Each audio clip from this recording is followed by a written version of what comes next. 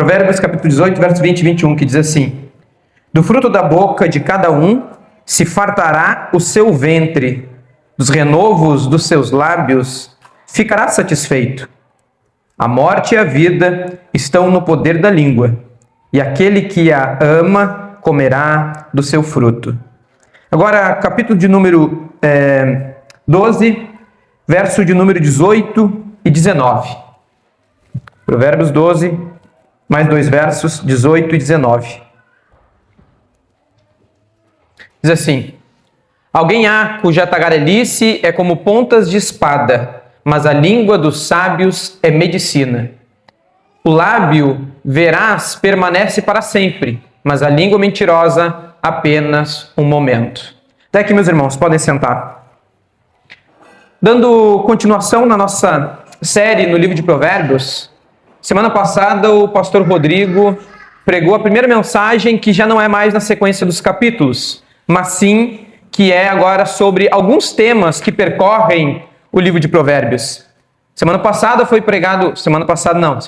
retiro. Retrasada foi pregada sobre a integridade, foi o primeiro tema.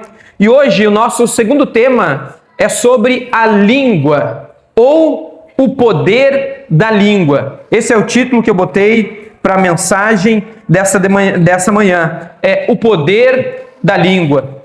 E, de certa forma, você já foi ferido por alguma palavra? Ou, não por um golpe, não por uma traição planejada, mas por uma frase que foi dita em alguns segundos, talvez até sem intenção, mas que ficou gravado no seu coração por alguns anos, ou ainda está gravado no seu coração? Será que, acredito eu, que dificilmente algum de nós não passou por uma situação como essa, em que alguém nos feriu, intencional ou não, e normalmente quando nós estamos feridos, nós entendemos que é intencional, mas às vezes não é. Isso não impede, ou isso não muda o fato da gravidade com que foi marcado no nosso coração.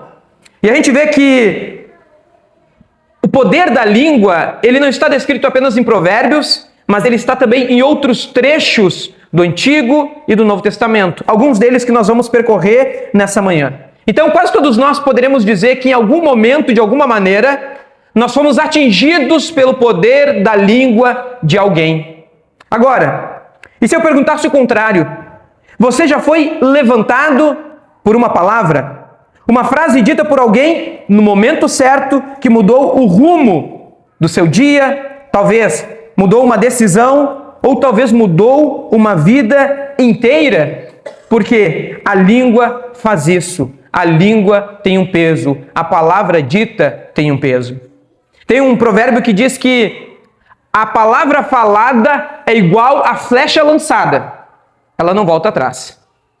Depois que ela foi dita, eu posso até dizer, me desculpa, não queria dizer isso, mas na verdade eu já disse.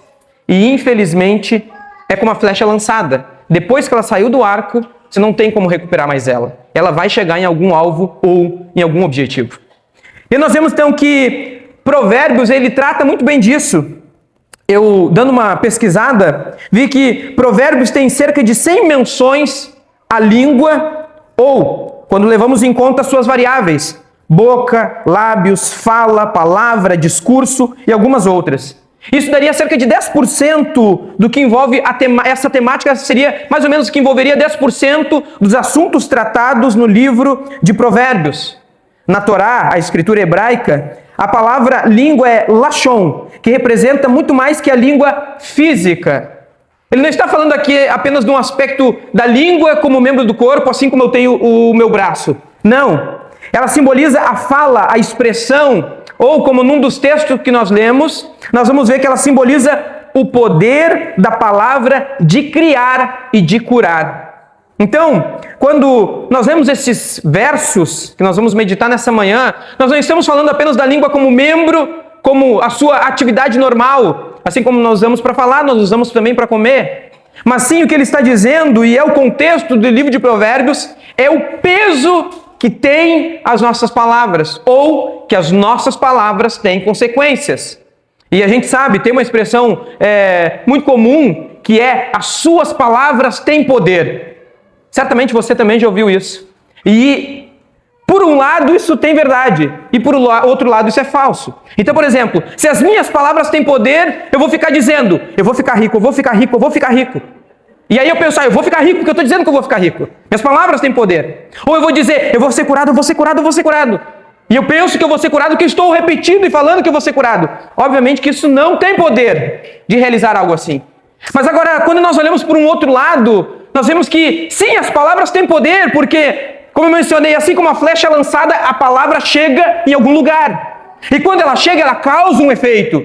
Agora, quando nós recebemos uma palavra de bênção, ou seja, um conselho, uma orientação, um consolo no momento da angústia, quando nós estamos em dúvida com relação a algo e nós procuramos alguém, no contexto de Provérbios da sabedoria, nós procuramos alguém sábio, alguém mais experiente, alguém mais maduro, e nós precisamos de um conselho redentivo, ou seja, o que a palavra de Deus me diz sobre isso? E nós recebemos essa palavra, então nós vemos que, assim como a flecha lançada chega a um objetivo e pode matar, nós vemos que uma palavra bendita, no momento certo, ela também pode servir de bênção e de vida espiritual. Então a questão toda não é simplesmente o ato de falar, mas sim o contexto, a forma e o que esse ato ele significa. Por isso hoje, o ponto importante não é apenas o comportamento, porque todos nós falamos. E muitas vezes dá para se dizer que a gente fala aleatoriamente. Coisas, sabe, o brasileiro tem o que nós chamamos de conversa fiada. Aquela conversa sobre a chuva, sobre o sol, talvez sobre o futebol alheio, talvez sobre as questões da vida, o trânsito. Isso é conversa fiada, ou seja, é aquela conversa que não tem muito peso. Mas também, pela Escritura vemos que, usando uma outra expressão do texto bíblico, domar a língua é uma questão de caráter. Dominar a língua, ou ter domínio próprio sobre a língua, é uma questão de caráter. Então não é apenas o comportamento. Israel fala demais. Mas é o que o Israel fala. Quais são as consequências daquilo que eu falo? E aí então que a língua é apresentada como um membro indisciplinado. O apóstolo Tiago, no capítulo 3, se o tempo permitir, nós vamos ver também. Ele nos diz que constantemente a língua leva as pessoas a enfrentar dificuldades. E nenhum ser humano consegue dominá-la completamente, porque ela é um mal incontido, carregado de veneno mortífero. Tiago, quando ele vai nos falar no capítulo 3 sobre a língua, ele usa termos que são extremamente fortes. É como se dissesse, parafraseando o que nos diz aqui o primeiro verso que nós lemos, o segundo verso que nós lemos, verso 21 do capítulo 18. A morte e a vida estão no poder da língua. A morte e a vida estão no poder das palavras. Palavras que matam, palavras que edificam. Palavras que trazem tristeza e dor ao coração do próximo e palavras que trazem alívio. Separei essa pregação em 3 pontos. 3 pontos e uma conclusão para vocês se situarem. Vamos entrar então no ponto 1. Qual é o poder da língua? Como nós temos lido, a partir do capítulo 18 e o verso 20 e 21. Quando o escritor aos Provérbios ele fala, e ele nos diz assim: a vida e a morte estão no poder da língua. Gostaria que você gravasse essa palavra. O ponto 1 é: a língua carrega um poder real. A palavra poder em hebraico é iad, que literalmente significa mão. Ou seja, a língua ela tem o poder, ou ela tem a mão forte de ter a vida e a morte. A morte e a vida estão na mão ou no poder da língua. Por quê? Imagine você que a língua segura algo. Ela não apenas expressa, mas ela como se ela agisse. Agora, se a gente tivesse aqui a capacidade de poder mostrar uma pessoa falando, e em vez de sair a sua fala, é como se a língua saísse e pegasse no braço de alguém. É mais ou menos essa a ideia. A língua ela segura algo, ou seja, ela não apenas está expressando a sua forma de comunicar, mas ela está agindo, ela está operando.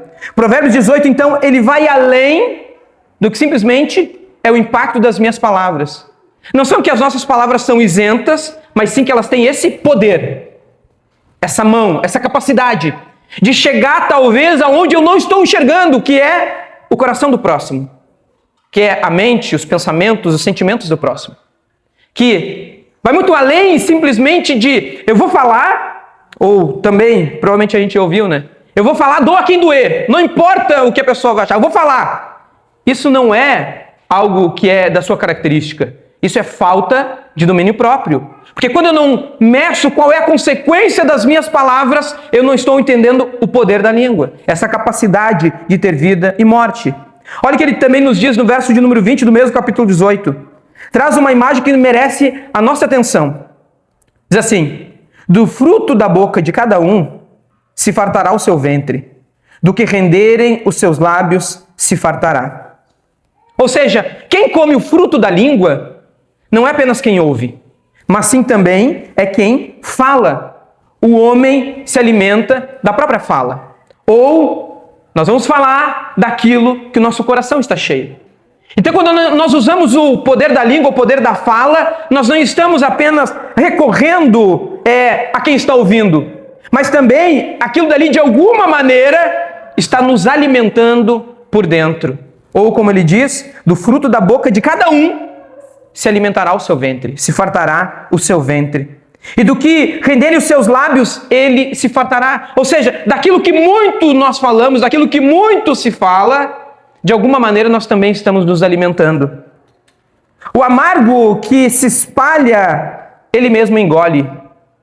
Quando falamos aquilo que é mal, aquilo que fere, aquilo que tem o propósito e o objetivo. E aqui, como eu falei, muitas vezes nós dizemos aquilo que é inapropriado para aquele momento. Talvez até é verdadeiro, é correto, é certo, e nós precisamos abrir os nossos ouvidos quando alguém nos corrigir, quando alguém nos orientar, quando alguém nos mostrar que nós estamos por um caminho errado. Então a questão não é simplesmente eu não gostei do que me disseram. Porque muitas vezes o meu coração é pecaminoso, ele é duro, os meus ouvidos eles não querem ouvir a verdade, e aí eu julgo que o outro está sendo mal nas suas palavras. Mas não é somente isso. O que o texto aqui também está nos mostrando, primeiramente, é de que quando nós falamos, nós nos alimentamos daquilo que falamos. Por isso que nós precisamos medir, meditar, sondar os nossos corações para ver quais são as intenções das nossas palavras, porque há um poder real. Agora imagina que quando eu espalho o amargo, eu mesmo engulo aquele amargo. Parece que primeiramente eu só estou ferindo o outro, mas de alguma maneira eu também estou me alimentando daquela maldade. A maldição que alguém profere contra o outro também se volta e se aloja dentro dele.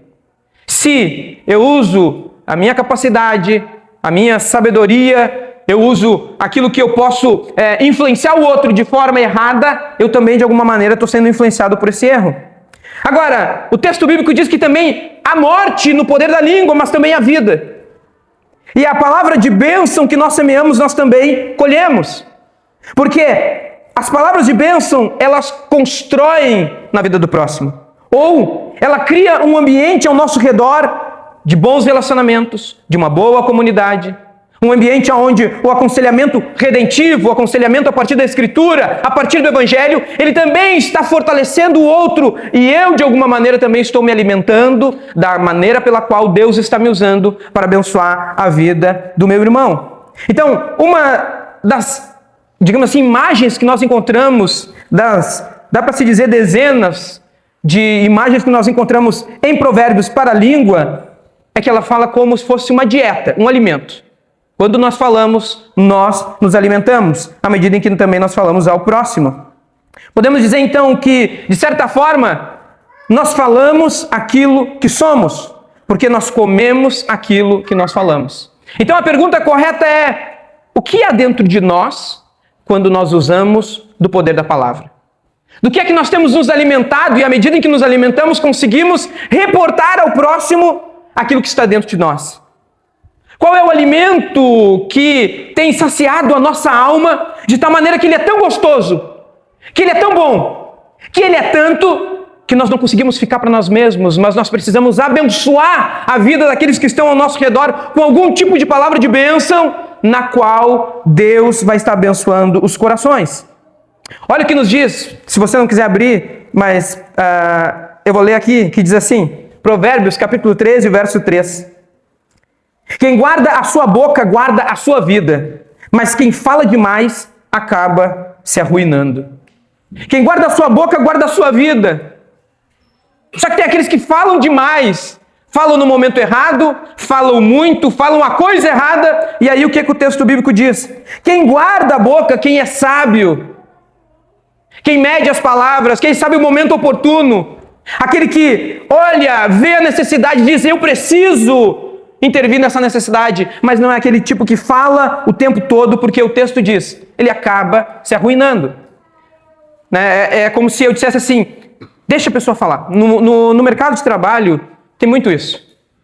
Você faz uma pergunta para alguém e a pessoa sai falando um monte de coisa. Entrevista de emprego, então, é de praxe, né? Ah, como foi seu último emprego? Ah, meu chefe era chato, a empresa era isso, eu fazia aquilo, aquele outro. Ah, obrigado, nem vou te contratar. Que acaba se arruinando sozinho, ele fala demais. A boca está querendo despejar para fora aquelas coisas. E qual é o resultado disso? Quem está do outro lado, o interlocutor, ele está ouvindo? Que essa pessoa está cheio de coisa ruim por dentro. Eu não quero trazer ela para dentro do meu grupo, porque eu sei o mal que ela vai causar. Nós vemos que, em certo sentido, desde o início da Escritura Sagrada, nós vemos que a palavra tem poder. Olha o que nos diz Gênesis capítulo 1 e o versículo de número 3. E disse Deus, haja luz e houve luz. Então a Escritura estabelece desde o início que a palavra aqui, a palavra criadora de Deus, ou a palavra que tem o poder, lembra lá da expressão, a língua ou a mão que tem o poder de criar? Nós vemos aqui no primeiro texto do capítulo 1 de Gênesis que, e disse Deus, haja e houve. Então, o primeiro ato criativo no registro bíblico é Deus falando. O universo não foi esculpido em silêncio. Ele não foi simplesmente feito às escuras, mas ele foi falado. Deus disse e foi criado. Nós vemos que, então, o homem como feito à imagem de Deus, meus irmãos, não é estranho que nós também fomos criados através da linguagem. Não é estranho que nós fomos criados com esse poder de usar a linguagem e nós recebemos de Deus, de certa forma, essa capacidade. Agora, essa capacidade de falar, ela não vem isento de responsabilidade. E é nesse ponto, então, que Provérbios ele nos chama a atenção. E por isso que quando o pastor ele foi filtrar alguns temas, ele incluiu a língua, porque é algo de extrema relevância para nós. Precisamos ser íntegros, como nos foi pregado. Mas essa integridade, nós precisamos ter também o domínio próprio, de entendermos aquilo que são as consequências do que nós falamos. Agora, pediria para vocês que abrissem Tiago, capítulo de número 3. Sem dúvida, o capítulo 3 de Tiago, ele tem duas partes. A primeira parte nos fala sobre o poder da língua. E a segunda parte nos fala sobre a sabedoria do alto, que tem a ver com o poder da língua. E Tiago, ele desenvolve, e eu não vou aqui fazer corrido todos os versos, mas eu vou usar alguns desses versos para embasar o que também Provérbios nos ensina. Tiago, capítulo 13, verso 6... que é a parte mais desenvolvida do Novo Testamento sobre a língua, no verso 6 ele diz assim, a língua também é fogo e um mundo de iniquidade entre os nossos membros. Contamina todo o corpo e inflama o curso da vida, sendo ela mesma inflamada pelo inferno. Tiago ele vai usar a expressão de que a língua é fogo. A língua, ela é um mundo de iniquidade que nos contamina e inflama a nossa vida. A meditação dessa manhã para nós é como que nós temos usado o poder das nossas palavras? Como que nós temos usado? Qual é a sabedoria do alto que nós temos usado quando nós vamos comunicar? Como eu falei, certamente todos nós temos experiências boas e ruins, talvez mais ruins do que boas, sobre esse tema. Também é fato de que todos nós, ao sermos impactados, muitas vezes não demonstramos também o perdão àqueles que nos ofendem. E aí, o texto vai dizer que aquilo que está dentro de nós está também nos contaminando, ou está alimentando o nosso ventre. E não, então, é como se fosse fluxo e refluxo. Eu falo, causo ofensa no outro, mas ao mesmo tempo é como se voltasse e causasse mal-estar dentro de mim. Então, Tiago vai dizer por quê? Porque a língua também é fogo. E esse corpo inflamado, ele diz que muda o curso da nossa vida. E ele chega a dizer que ela é inflamada pelo inferno. Ou seja, não é pouca coisa. Talvez nós não meditamos muito na forma e naquilo que nós falamos. Mas certamente a Bíblia Sagrada está nos dizendo para nós termos cuidado. Porque ele vai dizer, ninguém domina a língua. Esse seria perfeito, mas ninguém é perfeito. Então ela está de toda forma agindo. Certamente muitas vezes nós temos a rapidez em criticarmos e olharmos o que está errado, em dizermos aquilo que está errado, em entendermos aquilo que está errado, mas muitas vezes nós usamos o poder da palavra para mostrar ao mundo como nós somos bons e enxergar os defeitos que estão ocorrendo na igreja, entre os irmãos, nos relacionamentos, no meio da família. Porque, sem dúvida, os próximos mais próximos é o cônjuge, é os filhos, aqueles que vivem dentro da mesma casa. E muitas vezes nós somos apressados, como o Tiago diz, inflamados. E o curso da nossa vida ele é guiado por palavras que nós não medimos. Mas nós não temos a mesma pressa, nós não temos o mesmo desejo, a mesma disposição em aconselhar alguém, em ir ajudar aquele que está ferido, em servir de bênção para aquele que está necessitado. Muitas vezes quando alguém vem fazer uma crítica ao próximo, eu em vez de diminuir, amenizar, tentar olhar e enxergar de uma outra maneira, não, eu ratifico, eu aumento. É o que Tiago está nos dizendo aqui no início, a língua é fogo. Então muitas vezes quando alguém chega para mim, o que eu faço? Eu ponho mais lenha na fogueira, eu ponho mais força naquela má intenção. E ele está dizendo, isso está dominando o nosso corpo, inflamando o curso da nossa vida. Muitos dos nossos problemas não é fruto necessariamente do mundo, do diabo, das outras pessoas, mas é fruto daquilo que nós mesmos estamos plantando com as nossas palavras, que nada mais vai refletir nas nossas decisões. Então, as palavras, elas não simplesmente somem no ar. Muito pelo contrário, elas têm registro, elas têm peso, elas têm julgamento e as palavras têm consequência. Há um puritano que ele escreveu um tratado de mais de 2.000 páginas acerca da existência de Deus e os atributos de Deus. E entre um dos comentários, ele diz o seguinte: a boca do crente não fala apenas para os homens, fala sempre na presença de Deus. Isso eleva a fala a um ato moral de gravidade infinita. A língua é um instrumento pequeno, mas que as suas palavras, da forma como nós usamos, ele vai parafrasear dizendo, a boca do cristão, ele não fala apenas para os homens, mas tem consequências na nossa vida espiritual. Tem consequências para a maneira e a forma como nós falamos, é de uma gravidade infinita, é um ato moral. Não é apenas palavras soltas ao vento. Como reflexão, eu gostaria que você fizesse um autopensamento nesse momento. Olhando para a sua semana, de que fruto você tem se alimentado com as suas palavras? Se a língua tem esse poder de eu falar, mas ao mesmo tempo é aquilo que está alimentando meu ventre, de que fruto você tem se alimentado com as suas palavras? Pense nisso nessa semana. Houve algum caso de conflito?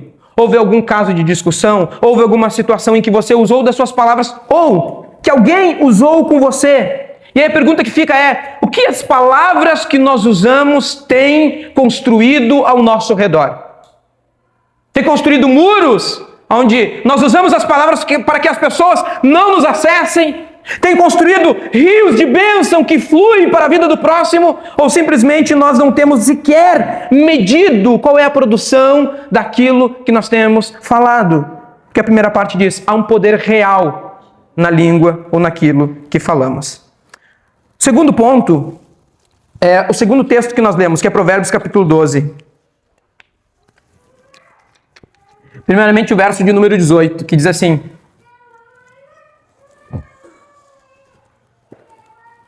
há alguns que falam como espada penetrante, mas a língua dos sábios é saúde. Em algumas versões, medicina, e algumas versões, cura. Verso 19 do capítulo 12. O lábio da verdade permanece para sempre, mas a língua da falsidade dura só um momento. Agora nós vemos aqui, em Provérbios 12, 18, o contraste vívido desse tema no livro de Provérbios. Ele diz que a língua é como golpes de espada de um lado. A língua é algo que penetra. A palavra dita, ela é algo que chega do outro lado e ela é a ferida que a espada causa. Mas ele também diz que, em contrapartida, a língua também ela serve para a cura, para a medicina, ela também serve para a saúde. Mas agora, então, o que determina de qual lado que nós estamos nessa situação? Diante de uma pressão, de uma discussão, de uma dificuldade, qual é o nosso lado? O que sai da nossa boca? É espada ou é a palavra de cura? É a gasolina para pôr mais fogo ou é a água que vai apagar o fogo? Outro provérbio, em Provérbios capítulo 15, verso 28, diz assim: o coração do justo medita antes de responder, mas a boca do ímpio transborda de maldade. Provérbios 15, 18 vai dizer que o justo, ele vai ter um cuidado de meditar antes de responder, de ver as consequências das suas palavras, a palavra usada no momento certo, de forma apropriada. Mas ele também diz, a boca do ímpio, e desejamos que não seja a nossa boca usada de forma ímpia, ele diz, transborda de maldade. Ou como alguns vão dizer, é aquela palavra que às vezes parece que é para ajudar, mas no final você sente que ela está ferindo, ela está transbordando de maldade. Esse contraste vívido entre espada, morte, saúde, vida, cura, ele está nos dizendo que está no poder daquilo que nós usamos. Mas a pergunta que fica é, quando nos é oportuno, de que lado que nós ficamos? Aqueles que ferem ou aqueles que curam? Porque muitas vezes o Israel ele pode ter a tendência a ferir, uma boca ácida, um sentimento crítico aguçado. Mas o problema não é apenas eu ver aquilo que está errado e dizer que tem que ser corrigido. É que a minha boca não é usada como sinônimo de vida, de saúde, de ajuda, de auxílio. Então, os meus pés são ligeiros em usar a palavra para ferir, para criticar, mas eu sou lento, sem vontade de usar para auxiliar aqueles que estão precisando de cura. E aí ele vai dizer, a pergunta é, de que lado que nós estamos? O justo, ele medita e responde. Agora o ímpio, ele tem a boca que transborda das suas maldades. Isso também está em consonância com outras palavras do próprio Cristo. Mateus capítulo 12, versículo 34, e Jesus diz assim, raça de víboras, como podeis dizer coisas boas sendo maus? Porque a boca fala do que está cheio o coração. O homem bom tira coisas boas do seu bom tesouro, mas o homem mau tira coisas más do seu mau tesouro. Ou resumindo, a nossa boca vai falar aquilo que nós estamos cheios por dentro. Então, se eu não consigo usar do aconselhamento, da conversa, da fala, para abençoar a vida de alguém, não é porque o outro não é digno, não merece ou não precisa. É porque o meu coração não tem o que sair. É porque o meu tesouro é um tesouro mau. Agora, o homem bom, ele tira boas coisas do seu tesouro, do seu coração. Ele consegue tirar daquilo que está transbordando por dentro. Então, às vezes, eu olho para o próximo e não consigo ver nele algo bom. Não é que ele não tem algo bom. É que o meu coração, ele não tem tesouros bons. E os meus olhos não conseguem enxergar isso. A palavra que sai no momento de pressão não é a palavra que nós escolhemos. Muitas vezes, na hora da dificuldade, da discussão, da pressão, daquela situação que nós estamos constrangidos, seja por diversos motivos, nos nossos relacionamentos pessoais, na evangelização, no relacionamento no trabalho, de alguma forma, quando nós estamos diante de pressão, nós nem sempre usamos as palavras apropriadas. É certo? Sabe aquela coisa? Depois da discussão, aí tu fica pensando, mas que coisa. Podia ter falado isso, aquilo, aquele outro, podia ter usado essa expressão, podia ter usado aquele evento, aquela situação, e nós ficamos pensando que na hora da pressão, normalmente nós não usamos as melhores palavras, porque nós não temos o tempo necessário para escolhermos. Mas agora, o que nós usamos?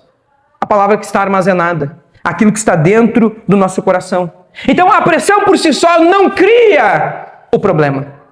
Na verdade, a pressão mostra o que existe, ela revela o que já está dentro de nós. Olha o que nos diz Provérbios, capítulo 21, verso 23. Quem é cuidadoso no que fala, evita muito sofrimento. Aquele que está com o coração cheio e amoroso, é cuidadoso. Ele procura o bem do próximo. Ele procura usar as suas palavras ou a sua vida como bênção na vida dos outros. O texto vai dizer que ele é cuidadoso do que fala. Isso tem uma consequência. Evita muito sofrimento. Ou seja, mesmo diante da pressão, quando o meu coração, ele está cheio da palavra de Deus. Ele está cheio, como nós oramos aqui, com ações de graças. Ele está cheio ele está transbordante daquilo que Deus está fazendo na sua vida. Ele está cheio do Evangelho. Não é a pressão que é o problema. A pressão só vai fazer sair para fora aquilo que está dentro. Mas se o que eu tenho dentro não é o Evangelho, não é a palavra de Deus, não é uma busca de santidade, não é uma busca de amor em servir a Deus e servir ao próximo, a pressão só vai revelar aquilo que está dentro. E isso nos coloca em muito sofrimento que era inevitável se o nosso coração estivesse cheio. O apóstolo Tiago, no mesmo capítulo 3, agora no verso 9 ao 12, ele também fala sobre isso. Ele expõe a contradição que a língua nos causa. Olha o que ele nos diz do verso 9 ao 12. Com ela bendizemos ao Senhor e Pai, e com ela amaldiçoamos os homens, que são feitos à semelhança de Deus. De uma mesma boca procede bênção e maldição. Irmãos meus, não deve ser assim. Com a mesma boca eu consigo bênção e maldição. Ou, nas palavras também do próprio Jesus, seria possível sair fruto bom e fruto mau da mesma árvore? Nas palavras de Tiago, é possível sair água boa, água doce e água salgada da mesma fonte? Não. Então o que ele nos diz? Com a boca nós bendizemos ao Senhor e Pai. Mas como que nós vamos amaldiçoar os homens criados à imagem e semelhança do mesmo Pai? A mesma boca que nós dizemos: Deus, eu te amo, eu te louvo, eu te adoro. Senhor, eu quero te servir, eu quero te honrar, eu quero te glorificar. É a mesma boca pela qual nós amaldiçoamos aqueles que foram criados por Deus. É a mesma boca que nós não exercemos o perdão, quando o perdão ele nos é pedido. Olha o que nos diz também Isaías, capítulo de número 6, quando nós vemos aquela imagem transcendental em que ele vê o Senhor num alto e sublime trono. Por que isso é importante? Porque quando nós vemos a glória de Deus, o que muda em nós? Olha o que nos diz no verso de número 5 do capítulo 6. Ai de mim, estou perdido, pois sou homem de lábios impuros, e habito no meio de um povo de lábios impuros. E os meus olhos viram o Rei, o Senhor dos exércitos. A minha natureza é ter uma boca de lábios impuros. A minha natureza como ser humano, o povo onde eu estou é um povo de lábios impuros. E aí quando ele vê a glória de Deus, a santidade de Deus, quando ele diz, os meus olhos viram o Rei, ele diz, eu sou um homem de lábios impuros. O que Isaías nos mostra é que essa cena, ela nos ilumina de uma forma inescapável.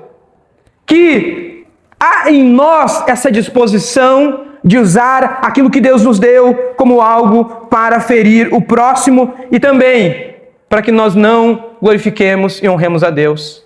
Então, o apóstolo Tiago diz, evitem, moldem o seu caráter, transformem a forma como você enxerga. Da mesma boca não pode sair maldição aos homens e glorificar a Deus. Se você glorifica a Deus, também use a sua boca para abençoar aqueles a quem Deus criou.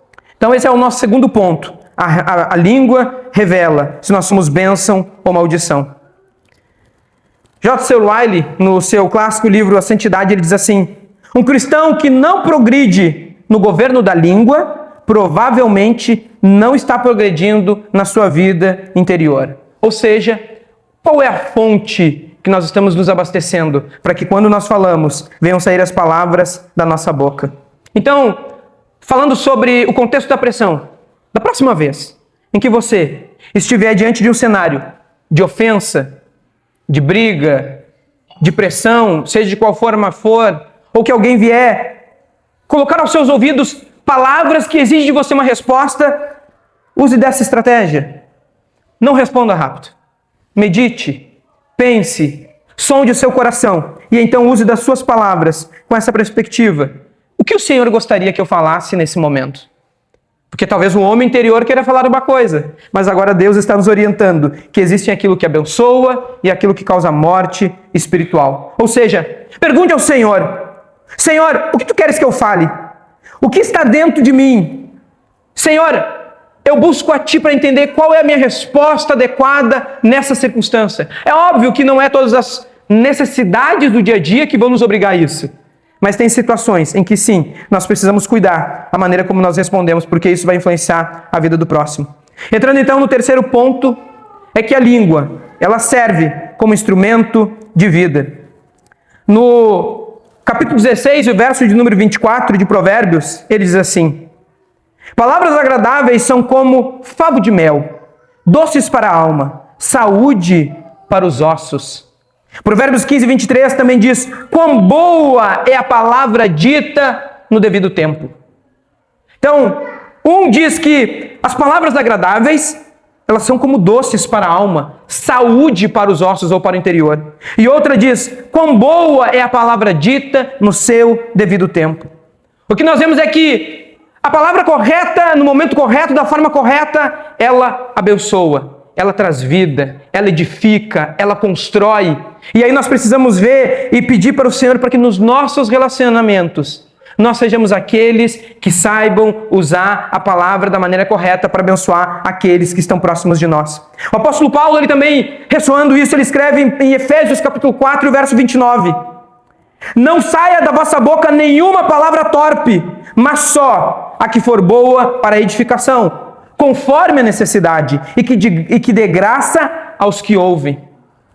A palavra torpe não deve sair de nós, mas sim deve sair aquilo que edifica, conforme a necessidade. Muitas vezes a necessidade é de uma palavra dura, é de uma palavra de confronto de pecado, confronto do erro. E normalmente nós não gostaríamos, ou nós não gostamos quando alguém nos corrige, mesmo quando nós sabemos que estamos errados.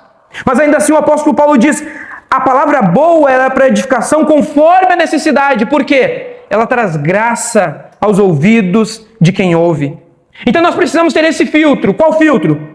Efésios 4:29 diz: a palavra que edifica, que responde à necessidade e que ministra a graça de Deus. Então pensa bem, Deus vai usar o poder da sua língua para trazer graça aos ouvidos do necessitado, do entristecido, do abatido, do irado, daquele que está totalmente descontrolado. Deus está dizendo: a sua palavra, o poder das suas palavras, da sua língua, ela pode trazer graça, ministrar aquele que está necessitado. Então, o que o texto bíblico nos mostra é que Deus vai usar aquilo que Ele nos deu, a capacidade que Ele nos deu, para ministrar a esses corações. O apóstolo Paulo também ele diz em Colossenses capítulo 4, verso 6: a vossa palavra seja sempre com graça, temperada com sal, para que saibais como deveis responder a cada um. Que ela tem uma medida, ela tem uma forma. Você pensa o seguinte, vamos parafrasear com uma realidade bem nossa: o churrasco. O churrasco sem sal, ele é um churrasco sem graça.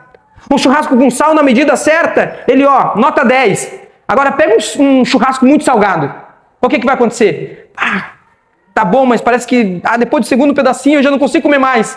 O que o apóstolo Paulo está nos dizendo aqui? Que a palavra seja sempre com graça e temperada na medida certa. Muitas vezes o problema não é o que é dito, da forma que é dito, mas sim a intensidade das palavras pela qual nós usamos.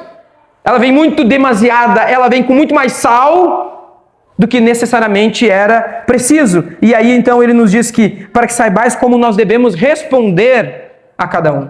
Muitas vezes, e aqui eu vou parafrasear, muitas vezes nós usamos de ironia, de brincadeira, mas o objetivo final, na verdade, é cutucar o próximo. É causar nele aquela gana de... Acredito que isso simboliza aquilo que ele está dizendo. Se a palavra não vir temperada com sal, por mais que você tenha razão, você vai causar no outro um efeito contrário, não vai ter um bom sabor como você desejaria, mas sim vai causar no outro aquilo que é o que nós não gostaríamos. Também, Isaías capítulo 50, versículo de número 4 nos diz assim: o Senhor Deus me deu a língua dos eruditos, para que eu saiba dizer ao cansado uma palavra oportuna. Cada manhã o Senhor me desperta e desperta o meu ouvido para ouvir como os eruditos. A língua sábia, ela começa por um caminho: abrir os seus ouvidos para Deus, para o Evangelho, para a palavra de Deus. Não tem como eu falar do Evangelho, falar da palavra de Deus, aconselhar, trazer aquilo que edifica, que traz vida, se os meus ouvidos não estão ouvindo aquilo que Deus está falando. Por isso que ele diz: Deus me deu uma língua para que eu saiba dizer ao cansado a palavra oportuna. Aquele que está necessitado, aquele que está precisando, mas cada manhã o Senhor me desperta os meus ouvidos para que eu possa ouvir a Ele. Então, nessa faceta da temática da língua, nós temos vários caminhos que nós precisamos sondar os nossos corações. Do que é que nós estamos enchendo os nossos ouvidos, o nosso coração, o nosso ventre, como simbolizando aquilo que está no interior. Do que é que nós temos enchido para que nós possamos, no momento certo, poder dizer: Senhor, eu vou usar de sabedoria as palavras que eu tenho ouvido de Ti. Provérbios 12:19 também diz que a língua mentirosa dura só um momento, mas os lábios verdadeiros são estáveis para sempre. Então, de certa medida, ele coloca tempo nas nossas palavras. Aquilo que é mentiroso dura pouco, e a gente sabe. Conta-se uma mentira, e aí quando nós somos indagados, tem que contar uma outra mentira para sustentar a primeira. E aí depois nós temos que contar uma quinta, 10ª, 20ª, 50ª mentira, até que nós venhamos nos arrepender e dizer: na verdade, desde a primeira era mentira. Porque a mentira dura pouco. Mas agora o texto bíblico ele vai nos dizer que as palavras verdadeiras duram para sempre. Elas têm consequências eternas na vida daqueles que ouvem. Esse é o terceiro ponto. Vamos agora para a nossa conclusão, que são apenas 2 aplicações.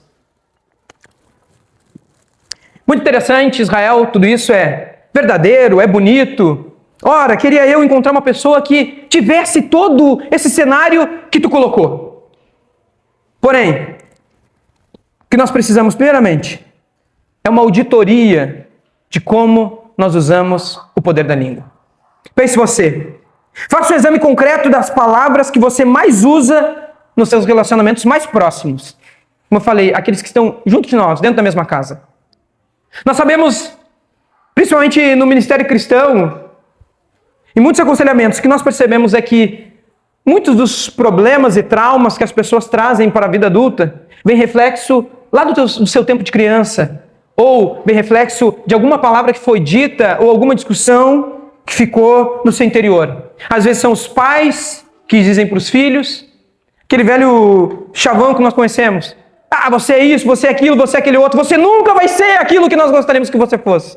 Então, a primeira reflexão é, na nossa rotina, naqueles que estão próximos de nós, naqueles que, entre aspas, são obrigados a conviver conosco, quais são as palavras que nós temos usado nos relacionamentos mais próximos?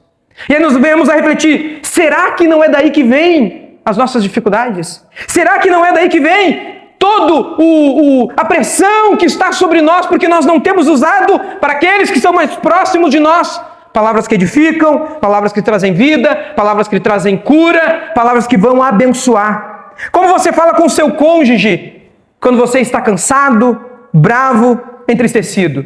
Quais palavras que você usa?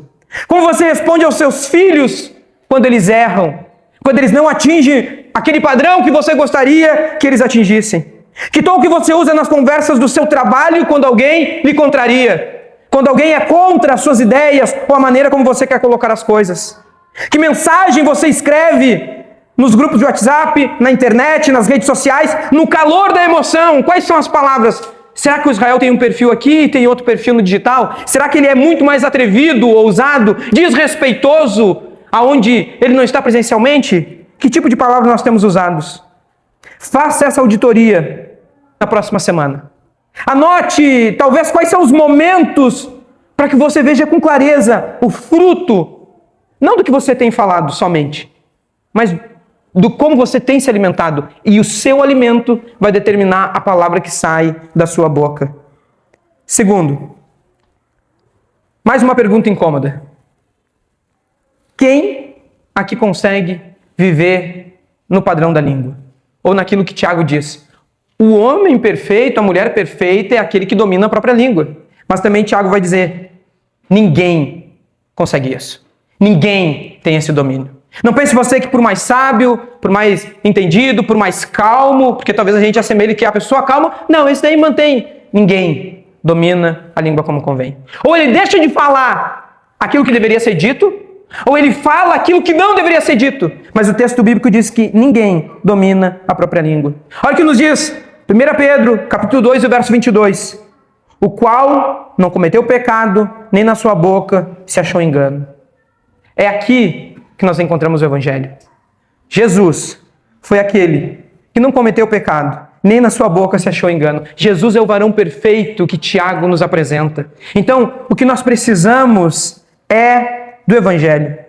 Quem nunca abriu a boca para ferir, mentir, fofocar, reclamar? Agora, é exatamente aqui que o Evangelho nos encontra. Provérbios não quer nos dar um padrão de comportamento, mas ele é um livro sobre sabedoria. Ele quer nos mostrar qual é o caminho sábio para uma vida feliz. Houve um homem cuja língua foi perfeita. Esse homem era Jesus. Tiago capítulo 13 e verso 2 diz: se alguém não tropeça nas palavras, esse é o perfeito. Ou seja, aonde a minha boca e a sua boca elas falham 1000 vezes, Cristo nunca falhou.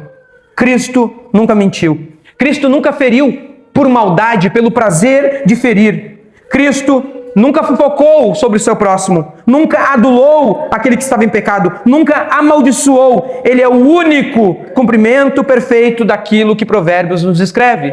Então, no final, o que nós precisamos para o nosso alimento e que vai se reverberar na forma como usamos o poder da língua é do Evangelho, é do Cristo que é perfeito, é daquele que viveu o que nós não podemos viver. Vamos nos colocar em pé? Nessa metáfora da morte da vida no poder das palavras, nós, olhando para Jesus, eu separei aqui alguns eventos em que Jesus usou a sua boca. Na boca de Cristo, a morte e a vida é literal. Quando ele diz para Lázaro: Lázaro, venha para fora. E aquele que estava morto saiu do túmulo. Na palavra de Cristo, a morte se transformou em vida. Também na palavra de Cristo nós vemos que há poder quando ele diz para o vento: acalma-te, aquieta-te. E a tempestade cessou. Ou, quando ele diz a vários dos pecadores que chegaram até ele: os teus pecados estão perdoados. Na palavra de Cristo, nós vemos que ele tira a morte e traz a vida. É por isso que o apóstolo Pedro, em João capítulo 6, verso 68, ele diz: Senhor, para onde nós iremos, se só tu tens as palavras de vida eterna? Então, a nossa oração aqui é que o Evangelho ele domine o nosso coração, os nossos pensamentos, os nossos sentimentos, o nosso interior, de tal maneira que quando nós formos usar o poder da palavra, nós vamos usar a partir do Evangelho e não a partir dos nossos simples e meros sentimentos humanos, mas sim a partir daquilo que é a vontade de Deus. Vamos orar? Deus Pai bendito e poderoso, diante da Tua presença nessa manhã, em que sim, ó Deus, desde o primeiro ato deste culto, nós estamos usando o poder da palavra. Desde aqui, Senhor, em que nós abrimos a nossa boca na primeira oração, para Te bendizer, para dizer: Senhor, obrigado por estarmos aqui, obrigado porque Tu nos conduziu até este lugar. Ou enquanto nós intercedíamos, enquanto nós Te louvávamos, enquanto nós, Senhor, estamos respondendo a Tua palavra, nós vemos, Senhor, que nós usamos as nossas palavras para Te honrar e por uma infelicidade de sermos pecadores. A mesma boca que aqui no domingo de manhã, ela é usada para Te louvar, Senhor. Muitas vezes nós usamos de uma forma totalmente pecaminosa ao longo da semana. Naqueles que estão próximos de nós. Muitas vezes naqueles que precisavam de uma palavra de cura, nós usamos uma palavra de exortação por falta de sabedoria.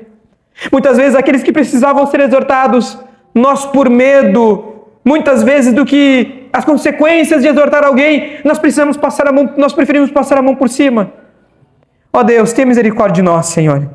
Nos dá uma vida sábia, ouvidos sábios, uma boca sábia, um coração sábio, para que nós venhamos poder sermos usados por Ti, para Te glorificar, Te honrando, sim, como fazemos domingo após domingo, PG após PG, encontro após encontro, mas também, Senhor, nos nossos relacionamentos no dia a dia, aqueles mais próximos de nós. Como igreja, como congregação, como membros do Teu corpo, nós Te pedimos, ó Pai, para que Tu nos dê, Senhor, vidas que edificam, para que Tu nos dê, Senhor, sabedoria, intenção, desejo de auxiliar o próximo com a capacidade que Tu tem nos dado de aconselhar, de, Senhor, usar as palavras a favor daqueles que precisam, mas que nós, ó Deus, nunca venhamos estar distante do Evangelho, porque senão só sairá da nossa boca maldade, Sairá da nossa boca apenas como uma espada que fere. Mas nós queremos, Senhor, sermos usados por Ti para edificar a Tua igreja, edificar o Teu corpo, edificar uns aos outros. Sonda os nossos corações, retira de nós todo o caminho mau e nos dá uma vida de sabedoria, de santidade e edificação na Tua presença. É o que nós te pedimos em nome de Jesus. Amém.